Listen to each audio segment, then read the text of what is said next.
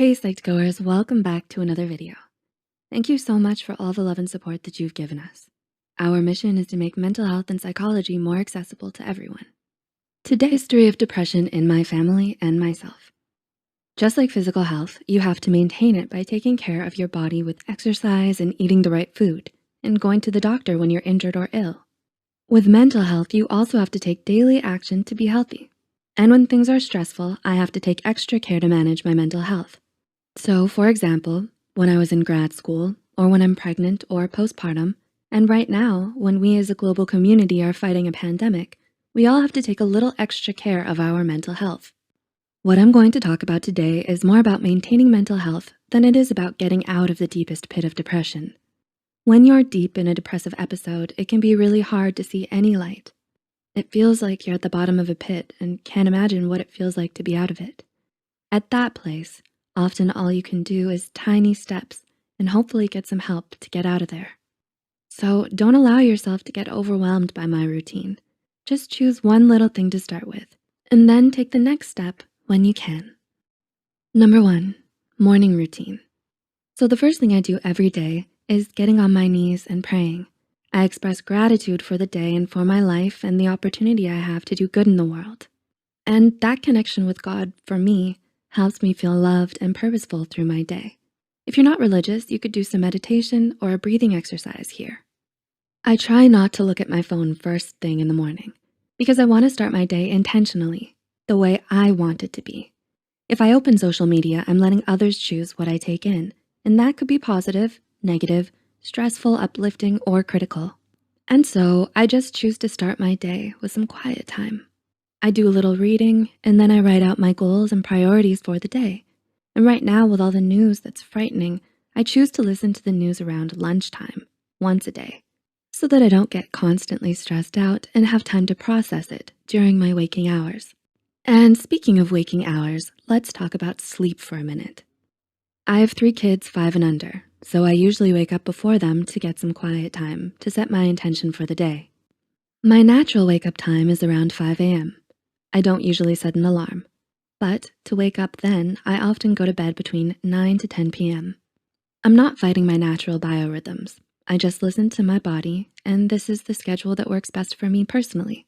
For many people, they might have different sleep needs or a different schedule. Sleep is super important to managing depression. There's a massive correlation between sleep problems and depression. Lack of sleep can cause depression, and getting good sleep can actually let your brain heal from depression. So I really value my sleep. I have old friends who nicknamed me 905 because I often go to bed at that time and I miss out on some fun for sure, but it's what keeps me healthy, so it's worth it for me. For each person, your sleep needs are different, but getting enough sleep can really make a big difference. One study found that 87% of people with depression who resolved their insomnia significantly decreased their depression symptoms. Number 2, get dressed and showered. Okay, so after waking up refreshed and taking quiet time to pray, study, and set my intentions for the day, I make sure to get showered and dressed. I found that this can be really hard when you're depressed, but being clean and dressed helps me feel more energetic and gets rid of my excuses. I mean, if I have yesterday's makeup all over my face and I'm wearing PJs, it makes it hard for me to want to go out and see friends or be social or get things done. So just get dressed for the day. Then I take my multivitamins, and if I remember, I take my omega-3 supplements. And nutrition is an important part of my routine as well. I try to eat a lot of plants and not too much sugar or processed foods, but I'm not going to go into that too much right now. Number 3, exercise. The other essential part of my mental health maintenance is exercise. There's so much research that proves that exercise is great for mental health. It helps clear brain fog, and it helps reduce stress chemicals in your brain. I feel like when I exercise, it just works through a backlog of pent-up emotions, and I can feel my body relax. I think it also helps me deal with anger and frustration, and I just like it. I know a lot of people exercise in the morning, but for me, back when I worked full-time, I used to always go climbing or for a hike or run after work. That's when I needed it the most, and it was hard for me to get motivated in the morning, but by afternoon, I was looking forward to it. Now that I'm a full-time mom, I have to be more creative in how I get my exercise in. I often just work out in the yard, gardening, digging in the dirt, and running around the yard with my wheelbarrow. Or I'll do some yoga on TV, or go for a walk with my kids, or pull them behind my bike. Now that we're stuck in our homes with the coronavirus pandemic, I'm doing more inside workouts. I like the 7-minute workouts on my phone or the Fitness Marshal on YouTube. Number 4, nature time. This takes me back to another aspect of my mental health routine that is really important for me. Outside time. I need nature. I need to see the sky and soak in some sun. I'm fortunate to live in a beautiful place, and I take advantage of that by getting outside. There is some research showing that sunshine and nature and being outside changes our physiology. It slows our heart rate and decreases stress chemicals and stuff.